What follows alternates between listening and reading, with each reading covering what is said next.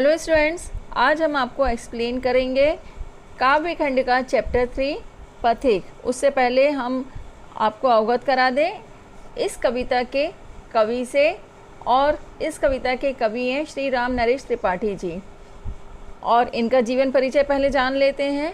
राम नरेश त्रिपाठी जी द्विवेदी युग की राष्ट्रीय सांस्कृतिक काव्य धारा के छायावाद पूर्व की खड़ी बोली के महत्वपूर्ण कवि माने जाते हैं। इनका जन्म उत्तर प्रदेश के कोयरीपुर गांव में सन 1881 में हुआ था, और इनके पिता रामायण के बहुत ही अधिक प्रेमी थे और इसी बात का इन पर गहरा प्रभाव भी पड़ा था। त्रिपाठी जी ने हिंदी, बंगला और अंग्रेजी का अच्छा ज्ञान प्राप्त किया और सामाजिक तथा राष्ट्रीय कार्यों में योगदान देने लगे। इन्हें भ्रमण में बहुत ही अधिक रुचि थी। भारतीय रियासतों के अनेक राजा महाराजाओं से इनकी मित्रता भी थी। उन्हीं के साथ ही वे भी भ्रमण के लिए जाया करते थे।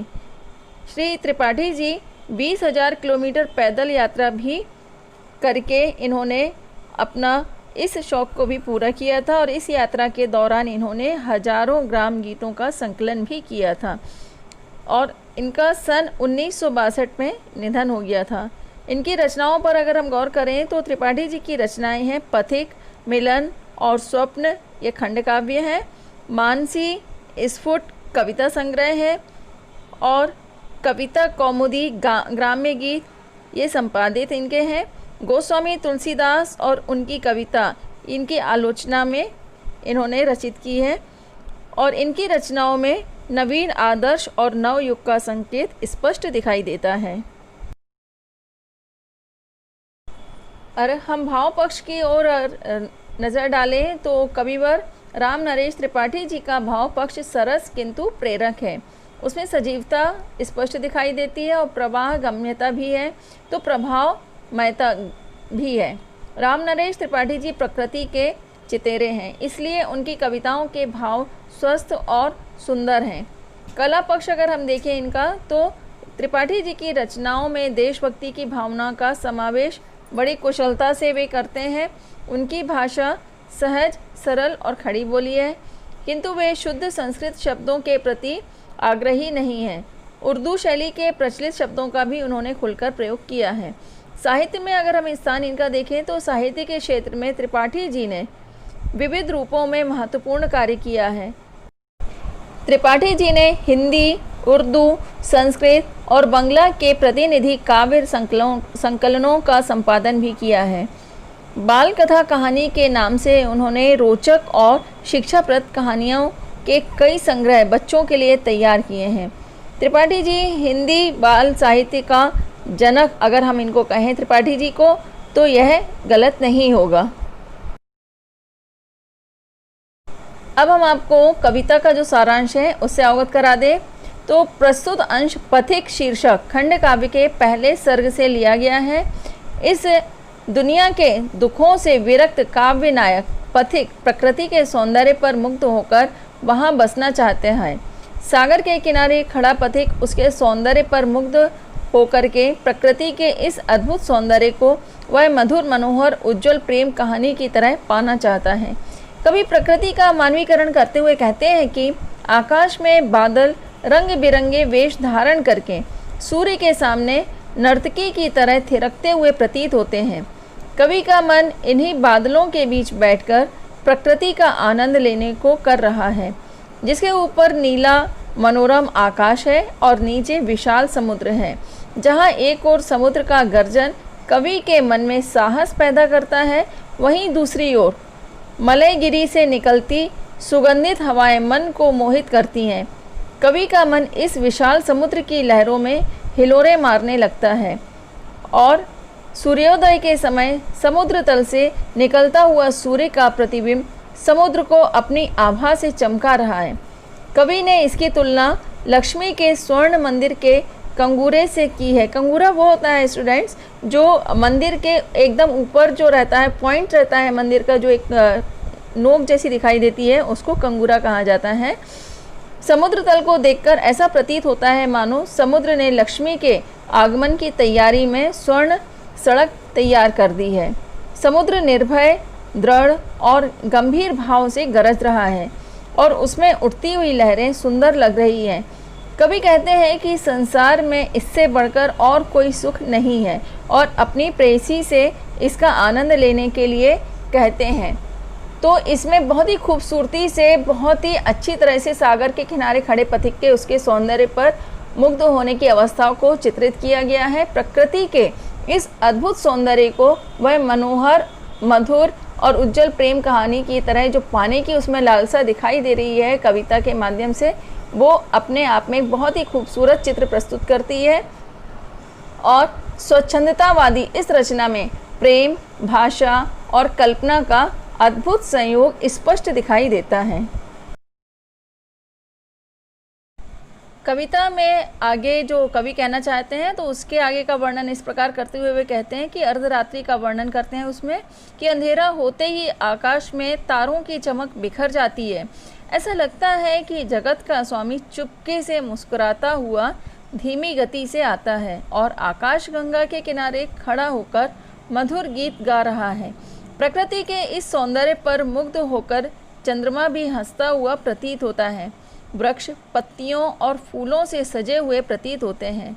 पक्षियों की चहचहाहट से उनकी प्रसन्नता जाहिर होती है और फूलों की खुशबू सुख की अनुभूति कराते हैं। मेघ वनों, उपवनों, पर्वतों और कुंजों पर बरसकर अपनी प्रसन्नता प्रकट करते हुए प्रतीत होते हैं। प्रकृति के इस मनोरम दशा को देखकर कवि के आँखों से भी अश्रुधारा बहने लगती है। कवि इस मधुर प्रेम कहानी को अपने शब्दों में लिखकर अपनी प्रेमिका से पढ़ने के लिए कहते हैं। कवि के अनुसार प्रकृति की यह मनोरम उज्जवल प्रेम कहानी मन को सुख और शांति देने का अनुभव कराती है। कवि अपने शब्दों में काव्य रचना कर विश्व को प्रकृति की इस सुंदरता से परिचित कराना चाहते हैं। स्टूडेंट्स, इसके बाद कविता जो है उसका हम आपको संदर्भ, प्रसंग और व्याख्या बता दें किस तरह से लिखना है। इसमें पहले हमने जो लिए हैं शुरू के पद लिए हैं। प्रतिक्षण नूतन वेश बनाकर रंग बिरंग निराला, रवि के सम्मुख थिरक रही है नभमय वारिद माला। नीचे नील समुद्र मनोहर, ऊपर नील गगन है, घन पर बैठ बीच में विचरूं यही चाहता मन है। रत्नाकर गर्जन करता है, मलयानिल बहता है, हरदम यह हौसला हृदय में प्रिय भरा रहता है। इस विशाल विस्तृत महिमामय रत्नाकर के घर में कोने कोने में लहरों पर बैठ फिरूं जी भर के। स्टूडेंट्स, इसका संदर्भ और प्रसंग इस तरह से लिखेंगे। संदर्भ में जो आप लिखेंगे प्रस्तुत काव्यांश पाठ्य पुस्तक आरोह भाग 1 में संकलित कविता पथिक से उद्धृत है। इसके रचयिता श्री राम नरेश त्रिपाठी जी हैं। इसके पश्चात प्रसंग लिखेंगे इसमें, तो प्रसंग यहाँ से लिखेंगे। प्रस्तुत कविता में पथिक दुनिया के दुखों से विरक्त होकर यानी दूर होकर प्रकृति के सौंदर्य पर मुग्ध होकर वहीं बसना चाहता है। कवि ने पथिक के प्रकृति प्रेम के बारे में इस अंश में बताया है। अब व्याख्या अब इस तरह से लिखेंगे। प्रस्तुत कविता में पथिक कहता है कि आकाश में सूर्य के सामने बादलों का समूह हर क्षण नए रूप बनाकर निराले रंग में नाचता प्रतीत हो रहा है। नीचे नीला समुद्र है तथा ऊपर मन को हरने वाला यानी मन को आकर्षित यानी अट्रैक्ट करने वाला नीला आकाश है। ऐसे में पथिक का मन चाहता है कि वह मेघ पर बैठकर इन दोनों के बीच विचरण करे यानी इन दोनों के बीच वह भ्रमण करे या घूमे।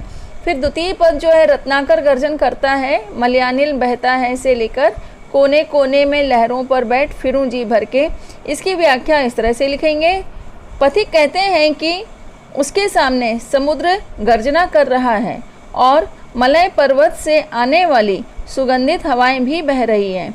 वह प्रिय को संबोधित करता है यानी अपनी प्रेयसी को संबोधित करते हुए कहते हैं कि इन दृश्यों से मेरे मन में उत्साह भरा रहता है। मैं भी चाहता हूँ कि लहरों पर बैठकर समुद्र के इस विशालकाय व महिमा से युक्त घर के कोने कोने को मैं देखूं। इसका विशेष इस तरह से लिखेंगे। विशेष लिख सकते हैं इसकी साइड हेडिंग, या काव्य सौंदर्य भी लिख सकते हैं। तो इसमें इस तरह से लिखेंगे। कवि ने प्रकृति का सुंदर चित्रण किया है। फिर सेकंड लिखेंगे बादलों द्वारा नृत्य करने में मानवीकरण अलंकार है। नेक्स्ट है अनुप्रास अलंकार की छटा स्पष्ट दिखाई देती है। फिर इसके पश्चात नेक्स्ट लिखेंगे सांस्कृतिक शब्दावली युक्त खड़ी बोली का उपयोग किया गया है। फिर इसके पश्चात लिखेंगे मुक्त छंद है, यानी कविता में मुक्त छंद का प्रयोग किया गया है।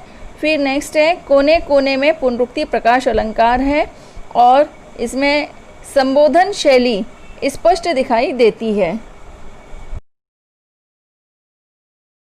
इसके पश्चात नेक्स्ट जो पद दिए गए हैं कविता के वो है निकल रहा है जलनिधि तल पर दिनकर बिंब अधूरा, कमला के कंचन मंदिर का मानो कांत कंगूरा, लाने को निज पुण्य भूमि पर लक्ष्मी की असवारी, रत्नाकर ने निर्मित कर दी स्वर्ण सड़क अति प्यारी।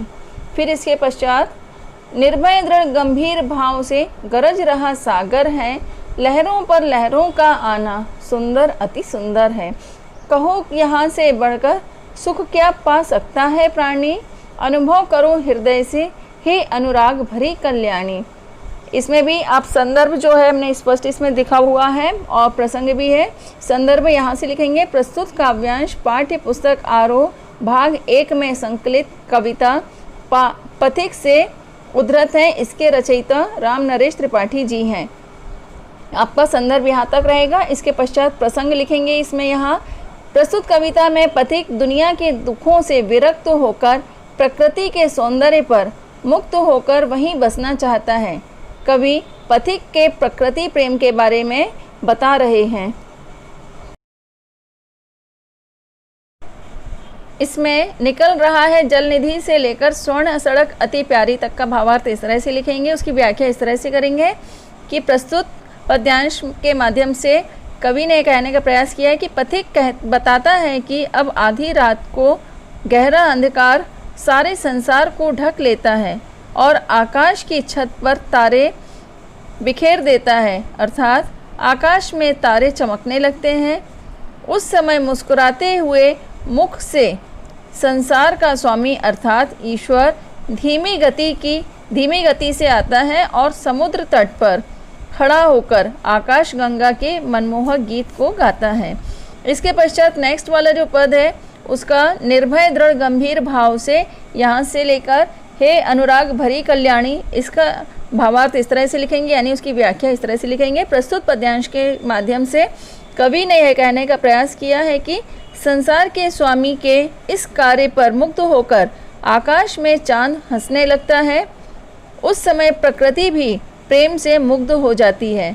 वृक्ष अपने पत्तों व फूलों से शरीर को सजा लेता है।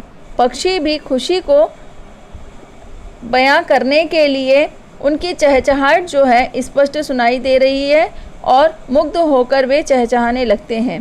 फूल भी सुख की आनंद युक्त होकर सांस लेकर महकने लगते हैं। इसमें काव्य सौंदर्य या विशेष इस तरह से लिखेंगे। प्रकृति का मनोहारी चित्रण प्रस्तुत किया गया है, प्रकृति का मानवीकरण किया गया है और कवि की कल्पना अद्भुत है, यानी बहुत खूबसूरती से उन्होंने प्रकृति के सौंदर्य को इसमें बताया है। सांस्कृतिक शब्दावली युक्त खड़ी बोली का प्रयोग किया गया है। मुक्त छंद कविता है। अनुप्रास अलंकार की छटा स्पष्ट इसमें दिखाई देती है और प्रसाद गुण इसमें समाया हुआ है।